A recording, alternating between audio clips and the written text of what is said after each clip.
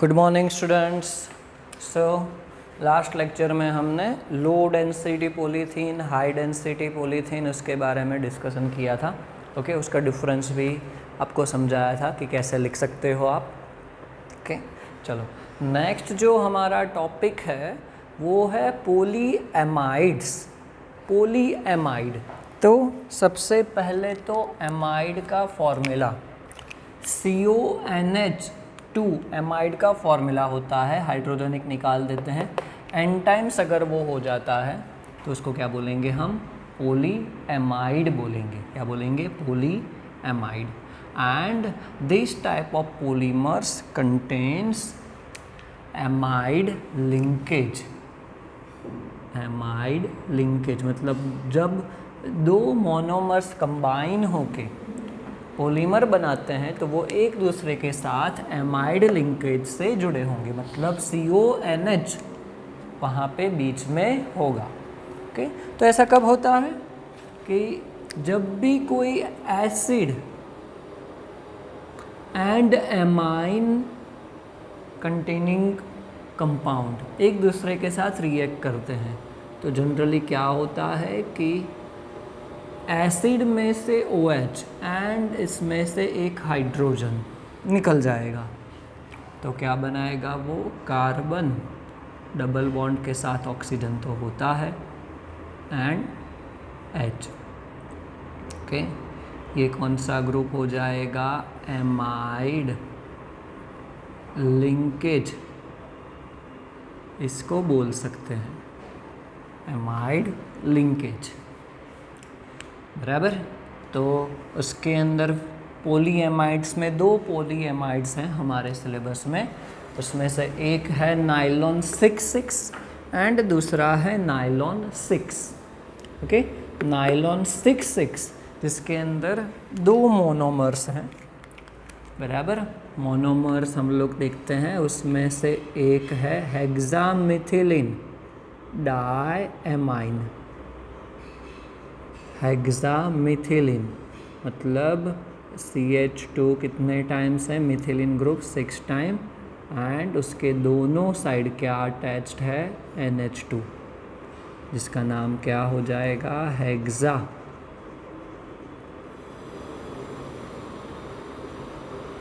Methylene amine,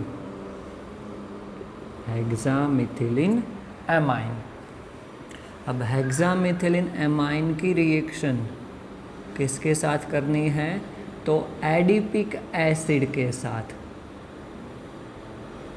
adipic acid जिसका formula है CH2, 4 times हो जाएगा COOH।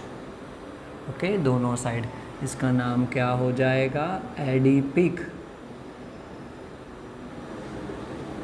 एसिड। ओके, हम लोग n टाइम्स लेने वाले हैं। ओके, अब इनकी कौन सी रिएक्शन करेंगे? पॉलीमराइजेशन। और कैसा होगा? Condensation polymerisation reaction at high temperature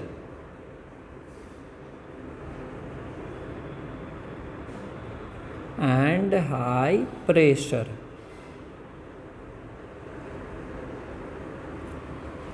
okay, condensation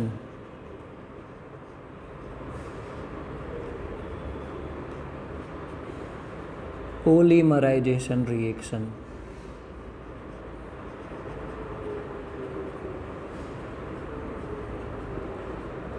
okay, आपको समझाया वैसा ही होगा कि एसिड है उसमें से OH जाएगा, इसके बाद भी एक हेक्सामिथिलीन डायमाइन होगा तो OH जाएगा एंड एमाइन में से एक हाइड्रोजन। तो एक्चुअली क्या होगा? -NH2O होगा। OH एंड H मिलके क्या बनाएंगे? Water molecule. बराबर। एंड फाइनली आपको जो प्रोडक्ट मिलेगी कैसे लिखेंगे? यहाँ से एक हाइड्रोजन चला गया है तो NH, यहाँ पे बॉन्ड है, फिर CH2 6 टाइम NH, फिर क्या आएगा, कार्बन डबल बॉन्ड के साथ ऑक्सीजन, जैसे है वैसे ही CH2 4 times C double bond O। Okay, तो ये रिपीटिंग यूनिट हो जाएगा, जिसको क्या बोलेंगे हम, नायलॉन 66। क्या बोलेंगे, नायलॉन 66। ओके, यहाँ पे आप देख सकते हो कि ये जो ग्रुप है वो देखो क्या है, ये एमाइड ग्रुप है। इसको क्या बोलेंगे, एमाइड लिंकेज बोलेंगे, बराबर।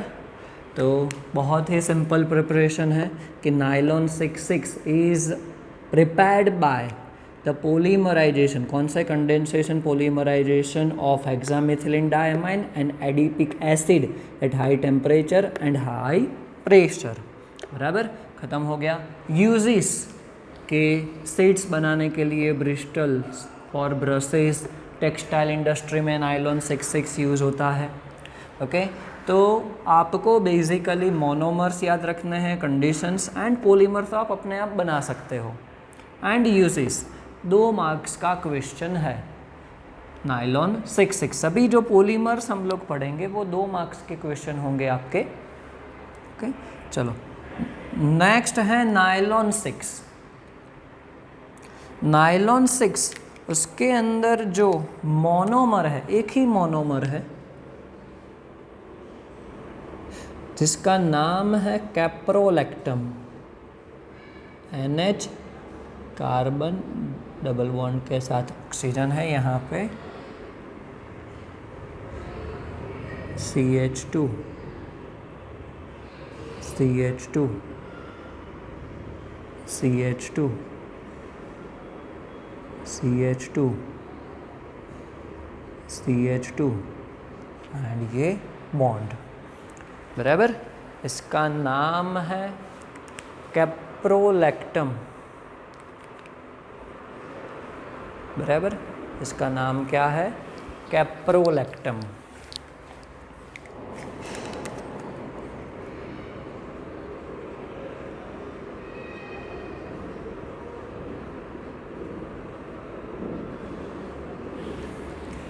कैप्रोलैक्टम की पॉलीमराइजेशन रिएक्शन करनी है in presence of water, hit करना है in presence of water. Okay, तो क्या होता है कि यहाँ से बॉन्ड ब्रेक हो जाता है नाइट्रोजन एंड कार्बन का, बराबर, and NH CH2 5 times C double bond O n times, जिसको क्या बोलेंगे हम लोग, नायलॉन 6, नायलॉन 6। ओके, यूजेस भी बहुत सिंपल है, टायर कॉर्ड्स बनाने के लिए, फैब्रिक्स एंड रॉक्स बनाने के लिए नायलॉन 6 का यूज़ होता है। ओके, बहुत ही सिंपल पॉलीमर है। चलो हम लोग नेक्स्ट पॉलीमर में आगे बढ़ रहे हैं, जो है पॉलीएस्टर, जिसका नाम है पॉलीएस्टर। तो जैसे पॉलीएमाइड था वैसे ही पॉलीएस्टर है, बराबर। उसके अंदर एस्टर ग्रुप n टाइम्स होगा। तो जैसे पॉलीएमाइड्स में एसिड एंड एमाइन के मिलने से एमाइड बनता था, बराबर, वैसे ही यहाँ पे क्या होगा कि एसिड एंड अल्कोहल, बराबर, वाटर मॉलिक्यूल रिलीज होगा एंड वो क्या बनाएंगे, एस्टर, बराबर। तो तो इसका एक बहुत ही सिंपल एग्जाम्पल है टेरिलिन और उसका दूसरा नाम है डेक्रॉन। टेरिलिन और डेक्रॉन मोनोमर्स भी बहुत ही सिंपल है कि एक मोनोमर है इथिलीन ग्लाइकॉल और उसका IUPAC नाम हो जाएगा इथेन 1,2-डायोल।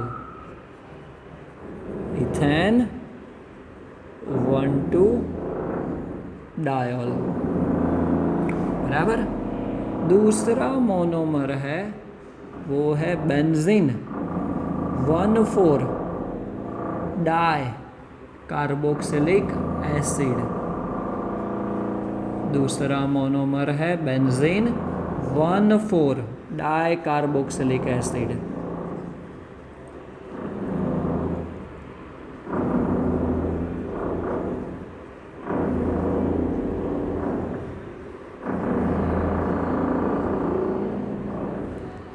बराबर। चलो तो अब ये दोनों की पोलीमराइजेशन रिएक्शन करेंगे। ओके, एन टाइम्स हम लोग लेंगे इथेन 1,2-डायोल एंड एन टाइम्स लेंगे बेंजीन 1,4-डाई कार्बोक्सिलिक एसिड। ओके, तो यहाँ पे रिएक्शन बहुत ही सिंपल है कि 420 to 460 केल्विन टेम्परेचर रिक्वायरमेंट है। कंडीशन क्या है?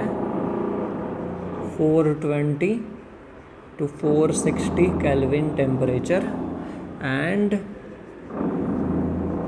कैटालिस्ट है जिंक एसीटेट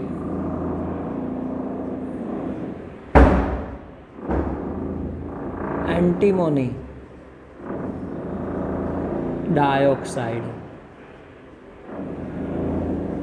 कौन सा रिएक्शन हो जाएगा? तो यहाँ पे भी condensation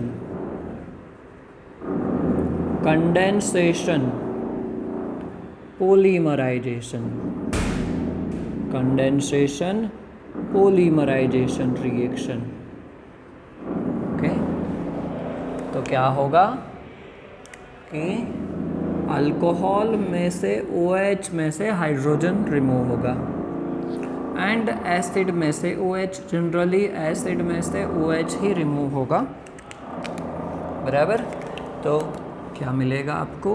oxygen CH2 oxygen, carbon द्विबंध डबल बॉन्ड ऑक्सीजन,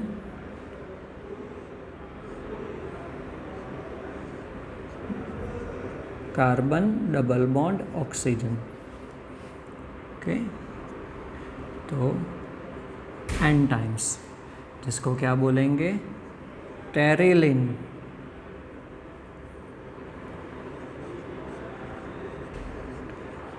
और डेक्रॉन। बराबर। Usage are also very simple. blending with cottons and wool fabrics fibers as a glass reinforcing material in safety helmets। बराबर। टेरिलिन और Dacron is a type of polyesters. Okay, ये इतना important इसलिए है क्योंकि MCQ में भी इसके ऊपर से बहुत सारे क्वेश्चंस पूछे जाते हैं कि ये पॉलीमर है वो कौन से टाइप का है, पॉलीएमाइड, पॉलीएस्टर, या तो फिर मोनोमर्स कौन से हैं इस पॉलीमर के। बराबर। ऐसे क्वेश्चंस बहुत बार पूछे जाते हैं, तो आपको सारे मोनोमर्स तैयार करने हैं, उसके हिसाब से पॉलीमर्स हम लोग बना सकते हैं। ओके, तो नेक्स्ट लेक्चर में आगे दूसरे हम लोग पॉलीमर्स देखेंगे। ठीक है, चलो, थैंक यू।